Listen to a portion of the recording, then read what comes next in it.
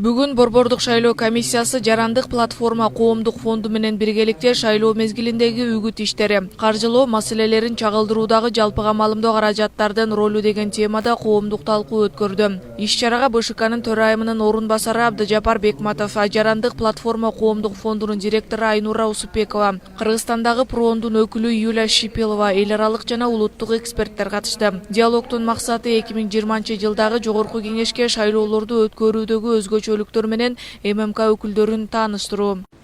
Массалык маалымат каражаттары шайлоону даярдоо, өткөрүү, анын натыйжаларын чыгарууга да аябай чоң ролу бар экендигин, мааниси бар экендигин биз баарыбыз жакшы билебиз. Шайлоонун негизги элементи ачык айкындуулук болгондуктан бул жолу саясий партиялардын шайлоо фондуна түшкөн каражат ачык маалымдалат. Ал үчүн саясий партиялардын шайлоо фондуна которулган акча мыйзамдын негизинде ишке ашырылышы талап. Мындай учурда диний уюмдар, мамлекеттик ишканалар жана анонимдүү жол менен фондко колдоо көрсөтүүгө болбойт. Каражат которгон адамдын аты жөнү, жашаган жери жана паспортто көрсөтүлгөн маалыматы толук болууга тийиш. Эгерде финансы маселеси 0,5%дан жогору болсо, мыйзам бузуу болуп эсептелет. Бул туурасында БШКнын төрагасынын орун басары Абдыжапар Бекматов шайлоо өнөктүгүн өткөрүүдөгү өзгөчөлүктөрдү айтып жатып билдирди. Мыйзамда көрсөтүлгөн талаптардын бири эле аткарылбай калса, анда анонимдүү чегерүү болуп эсептелет да, ал шайлоо фондуна чегерүүгө жатпайт. Эгерде ошол финансы маселеси боюнча уполномоченный представительдер аны чегерип алган болсо, анда мыйзам бузган болот. Финансы маселесинде 0,5%ды жалпы чогултулган, фондко чогултулган каражаттын 0,5%нан отклонение болгон болсо, бул шайлоо саясий партиянын тизмесин каттабоого негиз болот. Жана эгерде катталып турган болсо да, ушундай жоосунга барган болсо, анда каттоону жокко чыгарганга чейин барганга ушундай санкциялар каралган. БШК шайлоонун таза өтүшүн камсыз кылуу үчүн банк мекемелеринен ар жумада саясий партиялардын шайлоо фондуна түшкөн каражаттын кыймылы боюнча маалымат алып, ал Борбордук шайлоо комиссиясынын расмий сайтына жайгаштырылып турарын кошумчалады. Боршайком тарабынан саясий партиялардын шайлоо фонддорунун атайын эсептерин ачуу үчүн РСК жана Айыл банктары тандалган.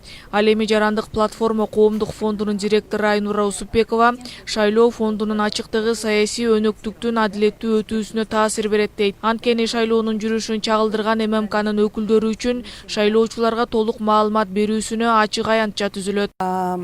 Каржылоо маселеси дайым жабык болчу. Кайсы саясий партия, кайсы каражатты кайсы жака жөнөтөт деген маалымат эч жерде жок болчу. Азыркы убакта Борбор шайлоо комиссиясы абдан жакшы система түзгөндөн кийин биздин жарандарыбыз бүт ошол маалыматты так билиш керек болуп атат да. Ошол ачык булактардын ичинен журналисттер жана баягы блогерлер маалыматты алып ачык элдерге жарыя алса, анда мен оюмча бул система жакшы иштеп кетет. Коомдук талкуунун жүрүшүндө Кыргызстандагы ПРООндун өкүлү Юлия Шипилова өзүнүн презентациясында эл аралык деңгээлдеги ММК жана интернет басылмалардын жоопкерчилиги, жалпыга маалымдоо каражаттарынын өкүлдөрүнүн укуктары, милдеттери тууралуу айтып берди.